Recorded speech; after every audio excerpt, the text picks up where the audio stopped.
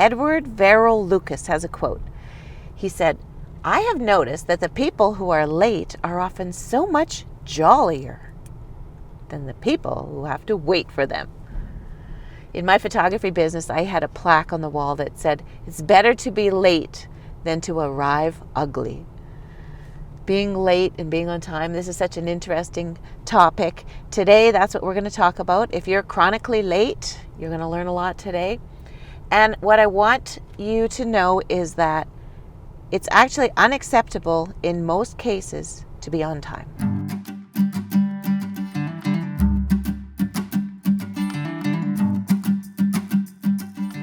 Welcome back to The Goal Getter Life. I'm Cindy Quiñones, certified high performance coach and change agent with Synergy Coaching. Are you somebody who is often late, or maybe only sometimes late?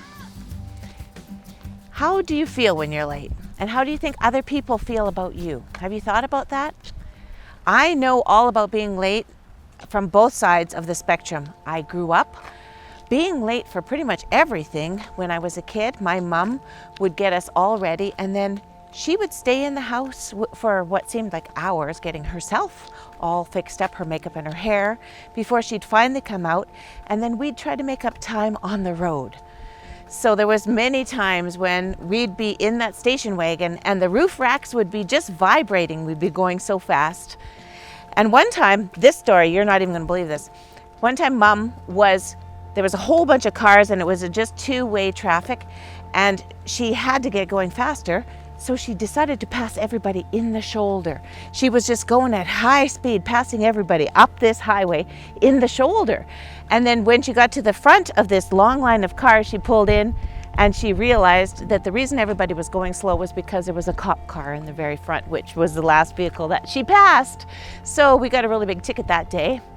And I want to tell you about being late as a kid, every time walking into different clubs and everything. If it was swimming lessons, everybody would already be in the water, and then there's us showing up, having to change. It was just horrible. And when I had kids, I didn't want to be like that. I didn't want to be late at all, but somehow kids have so many activities that they're in that I would end up being late. And what I would do, mostly on purpose, was that I would say, I'm going to do just one more little thing. Like I'll make one more load of laundry or take out the garbage or just something like that, so that it would be one less thing that I'd have to do when I got home, right? But there's lots of mosquitoes here. That one thing that I did was the one thing that put me behind schedule. And I didn't realize anything, I didn't make anything of it, until one day I heard my young son say to his friend, "My mom is always late." And that really bothered me. It bothered me because I grew up being late, and it bothered me because now that was me. That was my story, and my kids were saying that I'm always late. So I decided to change it. And this is so much better than being late all the time. What I do is I purposely set my clock to give me the warning, the notification half an hour earlier. It used to be just 15 minutes before, but I give myself an extra half an hour. And when I get to places, I have time to set up and to help them get the place organized and to get my jacket off and my books ready and whatever if it's a meeting, and get my thoughts together and say hello to everybody. And that's so much better than just arriving on time. Because that's what I wanted to make the point today, why it's unacceptable to be on time. If you think about your job and you're supposed to start work at 8 o'clock in the morning, if you arrive at work at 8 and then you take your jacket off and you go and you make yourself a coffee and you say hello to a few people and you look at your calendar and what you have to get done for the day, pretty soon it's 20 after 8 before you actually sit down and start doing any work. And that was 20 minutes that you were supposed to be being paid to work. So arriving on time is actually late in my books. There's a lady that's in one of the clubs that I go to, and she comes late every time. I mean, every time. It doesn't matter what time the meeting starts, she's always 10 minutes late. And she comes in, and not even quietly, she comes in, just like comes flying in and says, "Oh, you guys wouldn't believe the construction in the North End," or something like that. Or another time she'll say, "My 94-year-old grandmother just called me as I was going out the door."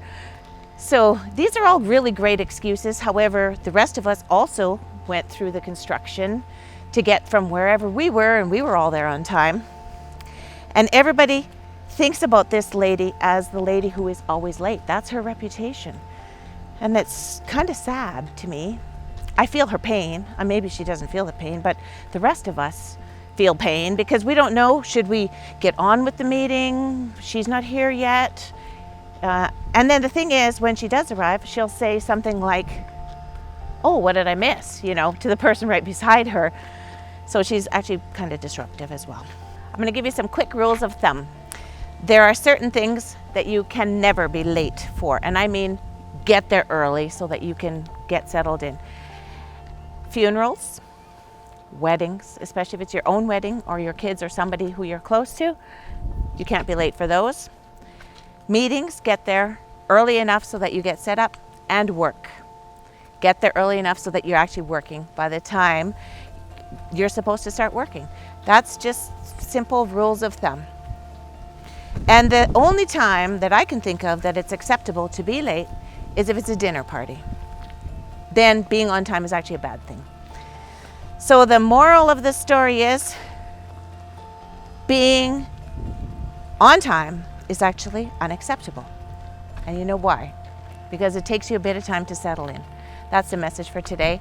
Being on time is actually unacceptable because you know now that you have to get settled in and actually be able to start the meeting or start whatever it is, start work on time. Not on time to arrive, but to start on time. For more everyday strategies on how to be your best and how to live an awesome life, subscribe to this channel. Comment, like, and share with anyone you think might benefit. I'm Cindy Knorr, certified high performance coach and change agent with Synergy Coaching. The best in me recognizes and honors the very best in you.